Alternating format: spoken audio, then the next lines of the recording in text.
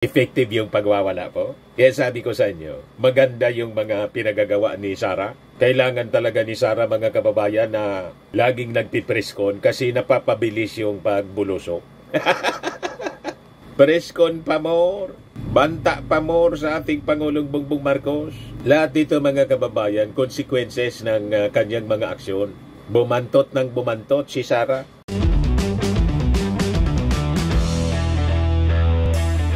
Ito naman po yung bago naming product na binibenta online.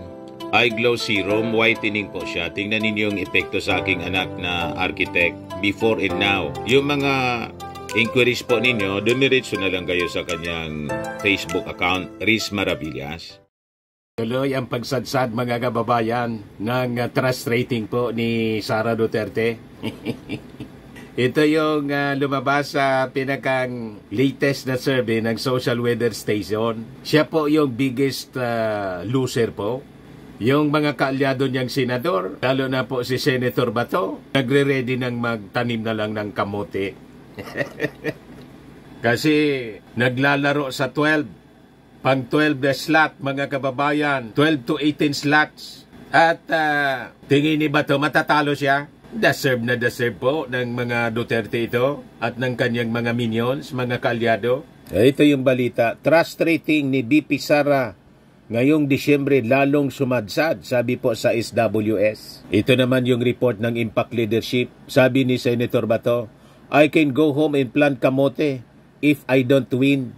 Magtatanim na lang daw siya ng kamote po. Malamang hindi po kayo makapagtanim ng kamote immediately matapos na kayo ay matalo sa eleksyon. Kasi may papagkakaabalahan kayo na kaso, yung crimes against humanity.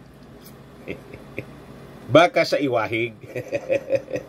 Kasama si Bato, mga kababayan, sa nirecommend ng Quadcom na kasuhan ng crimes against humanity with Digong and Senator Bongo. Si Inday naman, pag na-impeach at nakasuhan din ng mga paglabag sa anti-terror law, malamang pari-parihas, mga kababayan, ang sapiti nila, kulong, dahil sa pagmamalabis nila, mga kababayan. But before ko, mga kababayan, ibigay sa inyo yung full story ng balitang yan, click subscribe muna dito sa ating YouTube channel and hit the notification bell para lagi po kayong updated sa mga kaganapan dito sa ating bansa. Like and share na rin po ninyo ng ating video. At huwag na rin po ninyo na skip yung ating mga commercial ads para tuloy-tuloy lang ang pag-unlad ng Bagong Pilipinas. At itong ating programa, mga kababayan, atid sa inyo nitong ating mga sponsors. Firmax Firming and Lifting Cream. Pinapay po sa mga pulses in affected area. Mainam po ito sa mga pains at paninigas ng mga kaso-kasuan. Ito sa mukha naman yung application, anti-aging, Automax po siya. Ito iGlow Zero, mga kababayan. Whitening po siya. Made in South Korea. Ito naman po, Nengxia Red Mix Fruit Drink. Gawa po siya sa goji berry. May anti-cancer properties po siya. At sa mga nagana po ng malinis and spacious fitness gym, pumunta lang po kayo sa aming Colossal Fitness Gym. May Grab Car Rental din po kami. At bills payment po sa aming office. At saka sa mga mahilig po sa mga imported bags, manood po kayo sa live selling ni Madam Aileen Rosales sa kanyang Aileen Closet po. Pati mga shoes, ito yung kanya po. Ito yung kanyang page. Kita ninyo, napakagandang mga online selling po siya. Si Madam Aileen Rosales. Cellphone number niya po, 773-798-7816. Balikan natin yung pagsadsad ng ratings sa latest survey ng SWS, mga kababayan, ni Sara Duterte. Ito po yung report ng People's Tonight. Trust rating ni BP Sara ngayong Disyembre, lalong sumadsad. Consistent na malakihan ang puntos na ibinababa ng trust rating ni Vice President Sara Duterte sa nakalipas na mga buwan. At sa komisyong survey ng Social Weather Station, ngayong Disyembre na itala ang positive 23, ang net trust rating score ng Vice Presidente bumaba ng 6 na puntos mula sa 29, positive 29% noong Setyembre. effective yung pagwawala po. Kaya sabi ko sa inyo, maganda yung mga pinagagawa ni Sara. Kailangan talaga ni Sara, mga kababayan, na laging nagpipreskon kasi napapabilis yung pagbulusok. Preskon pa more, banta pa more sa ating Pangulong Bongbong Marcos. Lahat dito, mga kababayan, consequences ng kanyang mga aksyon. Bumantot ng bumantot si Sara. Mga kababayan, sa ating mga mamamayang Filipino, kahit may mga effort siya, mga kababayan, na damage control sa pamamagitan ng mga mensahe niya. Kahapon may message na naman po sa Rizalde. Ayan po, si Sara Duterte. Pag pinakinggan mo yung mensahe niya, hindi man po kapanipaniwala kasi yung mensahe niya, contrast doon sa kanyang mga ginagawa, sa mga actions niya. Sa pag-ugali niya mismo. Pakinggan natin yung mensahe ni Sara sa Rizalde po. Ayan ba? Assalamualaikum warahmatullahi wabarakatuh. Madayaw umayong adlaw kaninyong tanan. Magandang araw sa inyong lahat. Ngayong araw sa pagunitan natin sa buhay ni Jose Rizal, alalahanin natin ang kanyang katapangan sa harap ng pang-aapi. Ang napakatinding pagsubok na kanyang pinagdaanan ay nagpapaalala sa atin na kahit sa pinakamadilim na oras, ang liwanag ng katotohanan at katarungan ay maaaring manaig.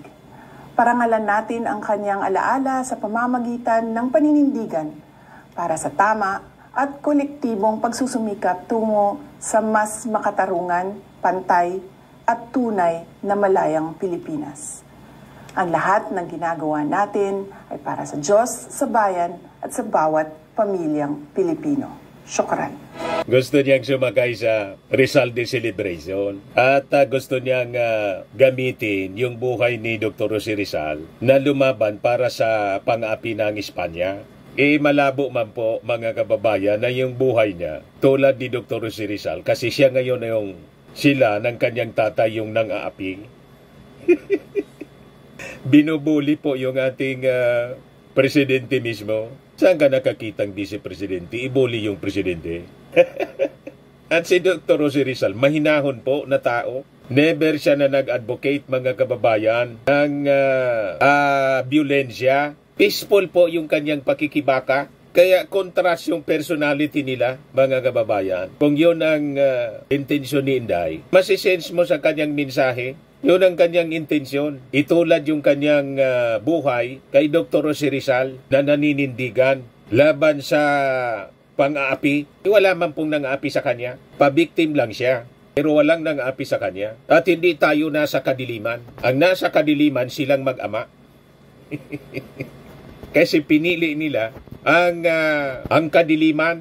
Kaya nga po yung ating mga mamamayang Filipino po, turn off sa mga pinagagawa ng mga Duterte, lalo na po Ninday, based mismo sa survey, trust ratings. Tinanong yung ating mga mamamayang Filipino, pasadsad ng pasadsad, mga kababayan, ang trust rating ni Sara.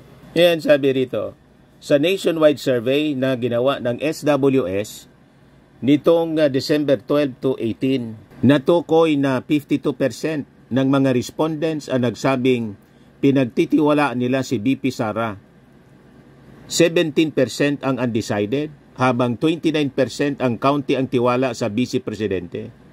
Ginawa ang survey na ito isang araw bago ihain sa Kamara ang ikatlong impeachment complaint laban kay Sara na tulad ng dalawang nauna ay nakatuon sa kinikwestyong paggastos sa 612.5 million na confidential funds. Bukod pa sa mga kasong betrayal of public trust, plunder, bribery, at graft in corruption. Matatandaan, nito lamang Disyembre 21, ibinunyag ng isang survey ng Pulse Asia na 10 puntos ang ibinaba ng approval ratings ni Sara mula sa 60% noong September, nasa 50% na lang ngayong buwan. Mas malaki naman, nasa 12 points ang natapya sa trust rating ng Vice Presidente. Ang 61% na naitala nitong September sumadsad sa 49% ngayong Disyembre. Yan po, mga kababayan, si Sara Duterte. Sinusuka na ng mga mamamayang Filipino. Yung ating Pangulo yung mataas ang ratings, 54%. Si Sara, 52%. Yan o. At least 54% of the respondents said they had much trust in Marcos, while 19% were undecided and 25% had little trust. For Duterte, 52% said they had much trust, 17% undecided, 29% little trust. That's it, mga kababayan. So inis na yung ating mga mamamayang Filipino sa mga pinagagawa ni Sara Duterte. O ngayon, si Bato, nagre-ready na po na magtanim na lang ng kamote. Feel niya na matatalo na siya. Yan, sabi niya, pwede ani akong umuwi na lang, magtanim ng kamote pag hindi ako nanalo. Sabi niya diyan, kung hindi ninyo ako gustong labanin ng droga, then wag nyo na ako ibalik sa Senado. I cannot promise you the moon, the stars, in the heavens above. All I can promise you is I will fight to death yung problema natin sa illegal na droga. Hindi nga ninyo nagawa nung panahon ninyo ni Digong. Ngayon pa na senador kayo. Di ba? Noon chief of police kayo, chief PNP pala. Hanggang ngayon, yun ang problema. Ang dumami po yung napatay lang. Napatay sa mga kalaban. Pero yung mga involved sa droga na mga kaibigan, kaya nga may kaso na inihahanda sa inyo sa ngayon dahil sa EJK at saka yung rekomendasyon ng Quadcom, Crimes Against Humanity. Kaya sabi niya rito, kung di man tayo pala rin dahil sa isyu ng droga, dahil nilalabanan natin ang problema sa illegal na droga, then no problem, I can go home and plant kamote sa aking bayan sa Santa Cruz, Davao del Sur. Wala akong problema dyan. Malamang hindi mo yun magagawa kasi patong-patong na kaso yung inyong kakarapin at baka kalawitin na kayo ng ICC. Diba? Abdidan yung mga kaso dito sa ating local courts na pinag-aaralan na ng DOJ per recommendation ng Quadcom. Tama ba? Sa mga naghanap ng malinis and spacious fitness gym, pumunta lang po kayo sa aming Colossal Fitness Gym. We also offer Grab Car Rental with our brand new 2023 model ng Toyota Innova. We also accept booking for those who are planning to travel via PAL, Cebu Pacific, and other airline companies, local and international, and bills payment for Meralco Bills, PLDT, Aleco Bills, etc. Ang Colossal Fitness Gym is located at 3rd floor Security Bank Building, Landco Business Park, Legazpi City, Albay. For inquiries, look for Chilon Maravillas. Contact number 0966-802-0949. Yan yung aming Innova. Lagi na pong matao sa amin. Pati mga foreigners po, tingnan ninyo. Mga British tourists sila. Ang lalaki ng katawan na, mga kababayan, nag-gym sa amin. Ito naman po, Indian National. Ito mga mga European sila. Ito naman yung bago naming product na binibenta online, Eye Glow Serum. Whitening po siya galing sa South Korea. Tingnan ninyo yung epekto sa aking anak na architect entrepreneur, Riz Maravillas. For inquiries, look for Riz Maravillas on FB. Ito naman po, Firmax Firming and Lifting Cream. Pinapahid po ito sa mga pulses and affected area. Mainam po ito sa mga pains at paninigas na mga kaso-kasuan. Ito po, Automax Radiant Serum. Sa mukha naman yung application. Anti-aging po siya. You will look 10 years younger than your age. Sa mga cancer patients naman po, baka lang gusto ninyo itong itry. Nengxia Red Mixed Fruit Drink. Hindi man po siya gamot, food supplement siya. Kaya lang, gawa siya mga kababayan sa goji berry. Yung goji berry may anti-cancer properties. Yung mga inquiries ninyo, dumiritso na lang kayo sa aming messenger sa Facebook para masagot namin agad. Ayos po, ako po si Dante Maravillas. Bye-bye. God bless.